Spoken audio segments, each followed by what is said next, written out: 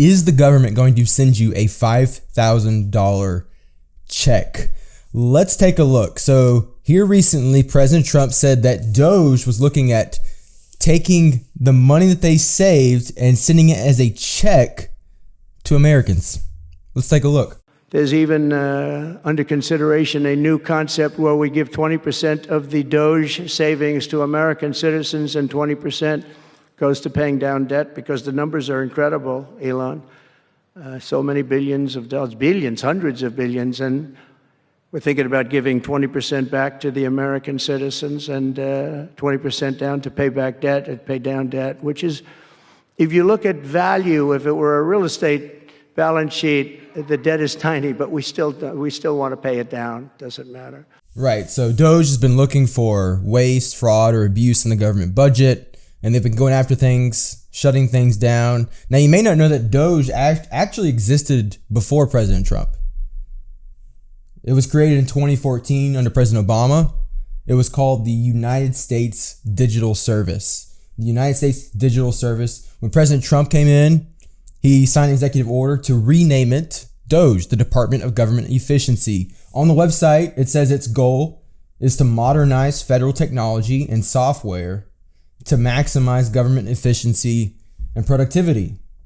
So they want to cut out government spending. They want to modernize the technology inside the federal government.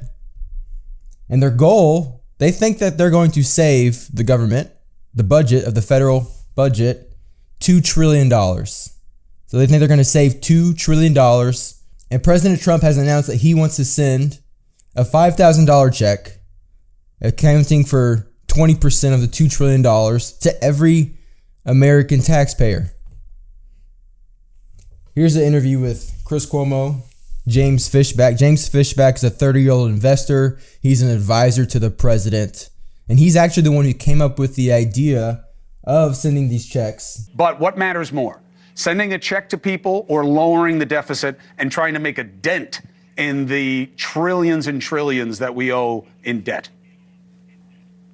We can do both. We absolutely can do both, Chris. We're $37 trillion in debt, which is why our proposal calls for 80% of that going to pay down the debt and only 20% going directly to taxpayers. Let's not forget, this isn't a handout. This was taxpayers' money that was sent to D.C. in the first place. It wasn't sent to D.C. to then be quickly sent to Myanmar for a DEI musical or Colombia for a transgender opera.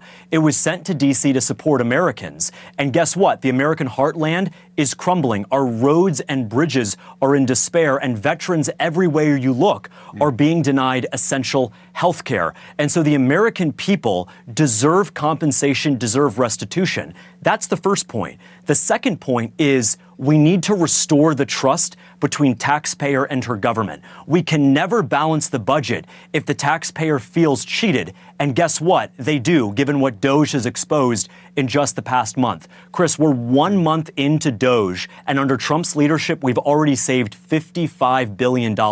Let's let this experiment run for another year and a half, get to $2 trillion, and send every American a check for $5,000 saying, we are back, the government is accountable, respectful, and honest again. Now, as you notice, this has not been without criticism. There's criticism from every direction on the DOGE program. There's criticism on what programs that they're cutting out, what budgetary items they've been eliminating, and just in terms of have they been sharing enough information about what they've been finding and who has access to the information that they're looking at. You can't have on X a numbers thing running with the amount of money you're saving, but then say, how dare you ask us how we're doing it or who's in charge of it?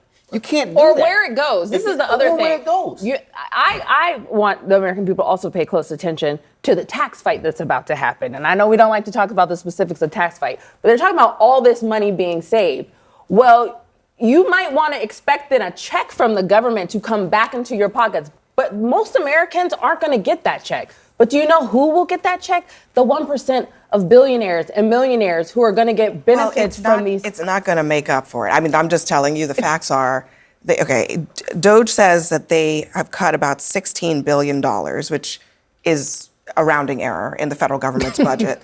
But of that $16 billion, they claim they saved $8 billion. This is according to the New York Times. $8 billion on a single contract. Turns out It wasn't 8 billion. It was 8 million. Yeah, of course. So we're talking pennies here. In the scale of the 6 trillion federal budget, it's pennies. And to Ashley's point, there is going to be a tax bill. There's going to be a budget put forward, and it's going to add trillions in spending. So that's their take. What I want to point out is the incredible conversation that all of this has led to in America.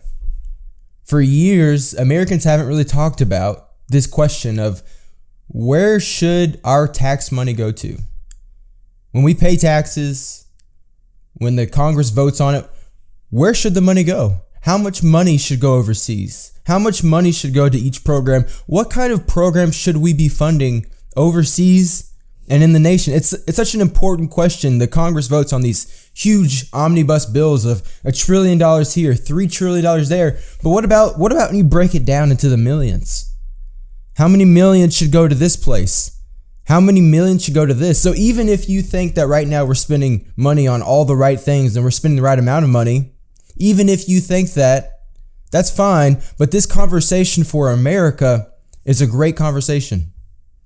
We get to see and think about how do we want to spend our money in America. And here recently I saw this take. I thought it was very interesting. It's from Patrick Bet-David, and he thinks that giving Americans checks of the money that's saved in the government will actually incentivize American citizens to search out for fraud and waste inside the government. Let's take a listen.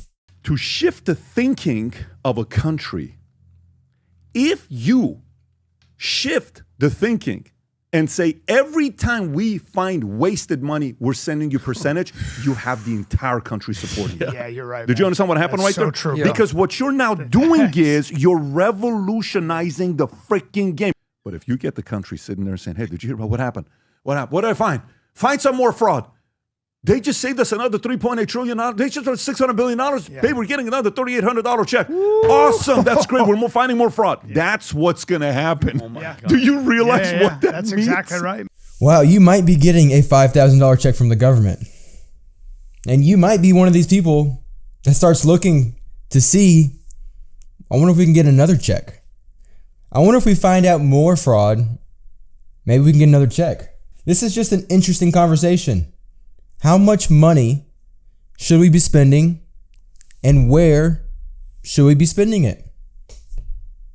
And what's so important about this is now Congress gets to decide. It's going to get put in the hands of Congress, and they're going to say, where do we want the money to go? Let's see if we see that check in the mail. I want to know what you think. Leave your opinion in the comments. Like, subscribe if you want to see more of this kind of content. I'll see you next time.